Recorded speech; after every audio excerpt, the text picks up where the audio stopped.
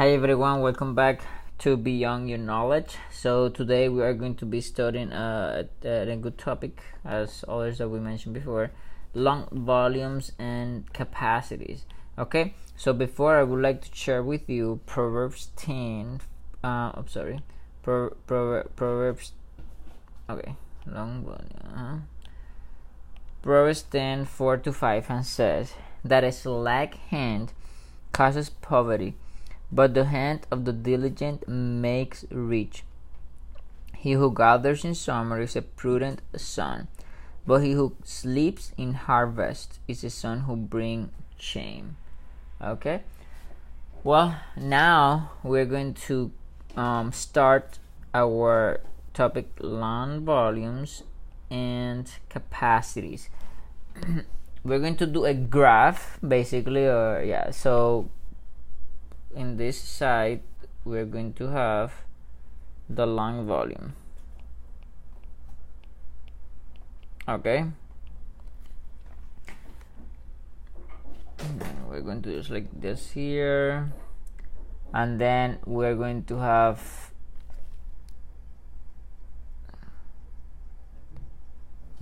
four more arrows. Four rows. I'm going to do in gray that looks okay. So yeah, dark gray here. So this one here. Okay, this one is going to represent your residual volume. Okay, so our let's just do it in blue. Residual volume. Then we have another arrow. This one is a little bit more bigger, and this one, it is the expiratory reserved volume.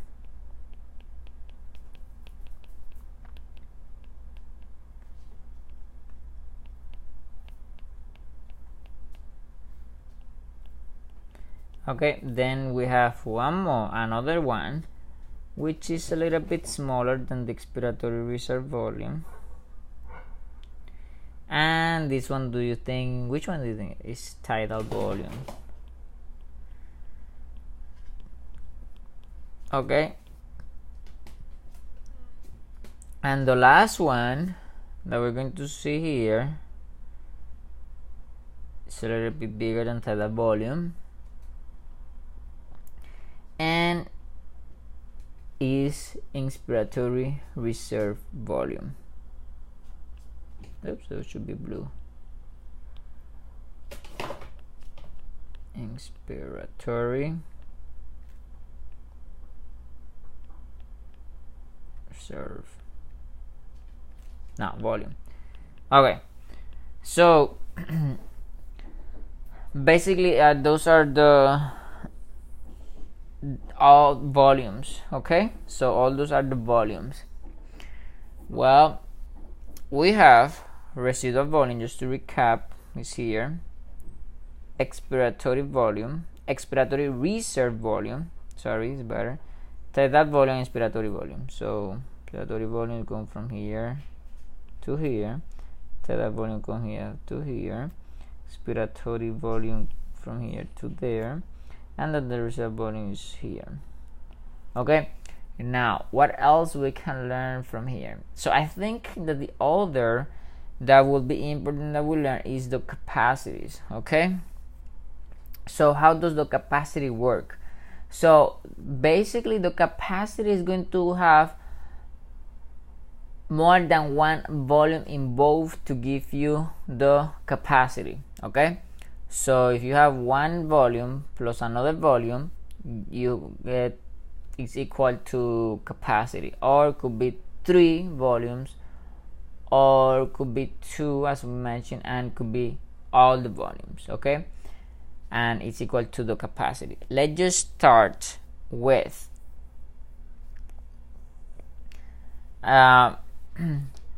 the functional one. Okay, because we start first from residual volume, So what about now if I take, I'm going to do this in orange, okay? So if I hold together residual volume plus expiratory volume and come from here to here, I will have a capacity. Yes, and it's called the functional residual capacity, okay? Okay, so that means that this one, functional residual capacity, involves your residual volume and your expiratory volume. How can I remember this? So it's functional, and it is very important that we keep our residual volume, because one time our residual volume is gone, it's gone. So it's just basically there is no more chance to continue. For this one, it is very important for the function, and has the function and residual, and because we add the expiratory reserve volume, becomes the functional residual capacity. Now that's how many that one has the number 2. I mean, sorry, has two this first one has 2 volumes, okay? Now we're going to see another one that has 3 volumes, but this one is the vital capacity. So why do we need to be alive every day? I mean, we need all those, but what is our daily process when we inspire and when you expire? So expiration, inspiration, and your tidal volume. So basically, if we put together your tidal volume, your inspiratory volume, and your expiratory volume, all those 3 together become your vital capacity, okay? Now, as we mentioned here, so I mentioned that this one has 3, so until now we have 3, okay?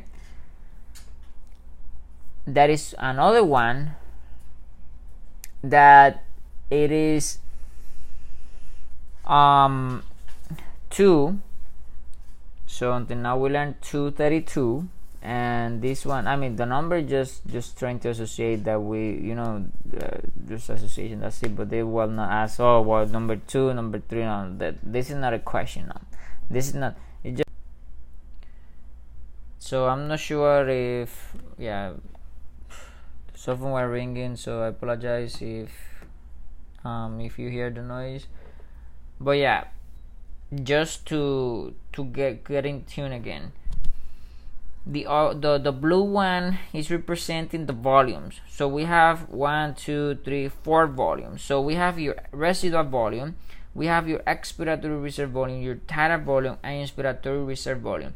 Now if we want to work with the capacity, we're going to put 2 or more volumes together, and this is the capacity. So we discussed that the residual volume plus your expiratory reserve volume is equal to your functional residual capacity. Now if we put together your expiratory reserve volume, your tidal volume, and inspiratory reserve volume, so when I inspire, when I inhale, when I exhale, and when I keep the respiration tidal volume, this is my vital capacity.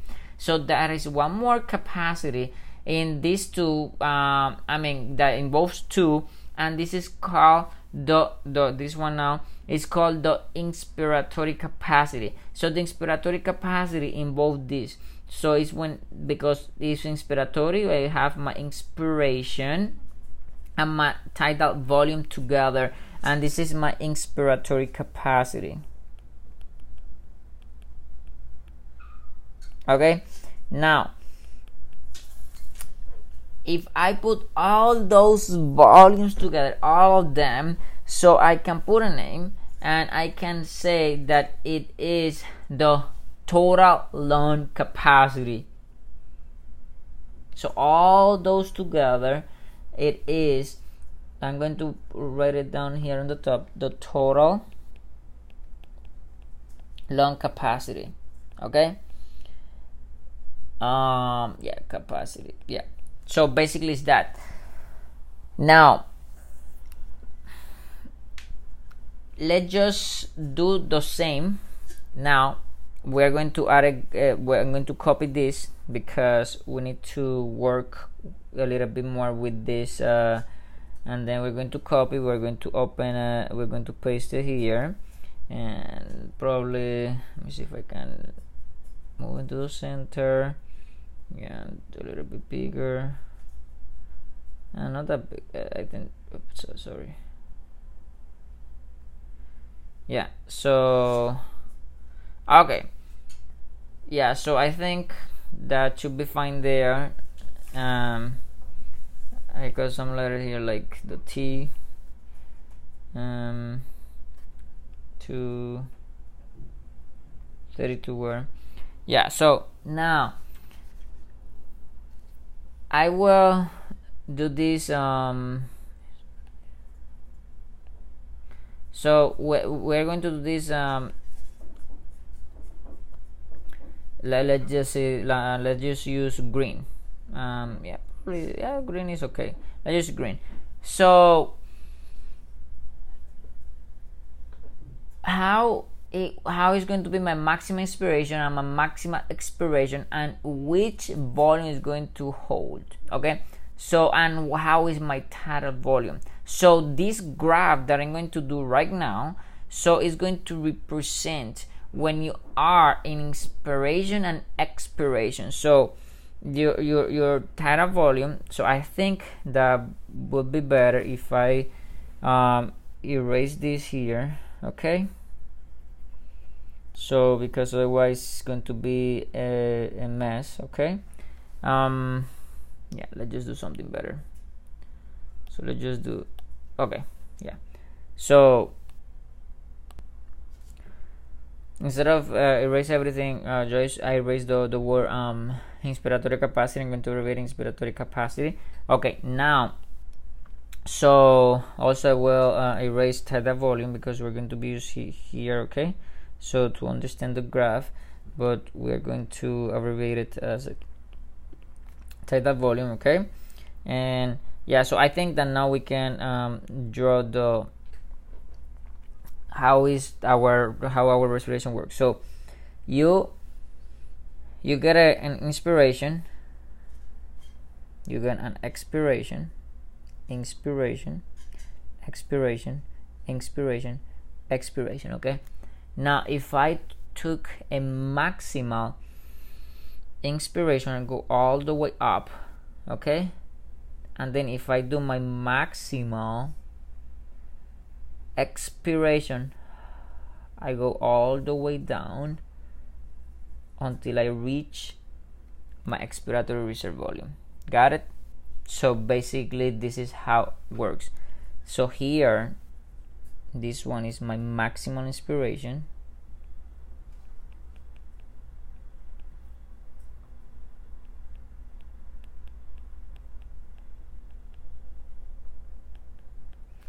and this one here is my maximal expiration.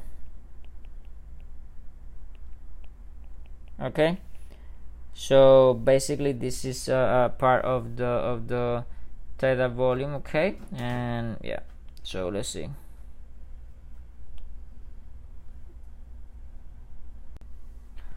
So I think that basically is that we will discuss a little bit more diseases using those graphs, but for now let's just do those in another video.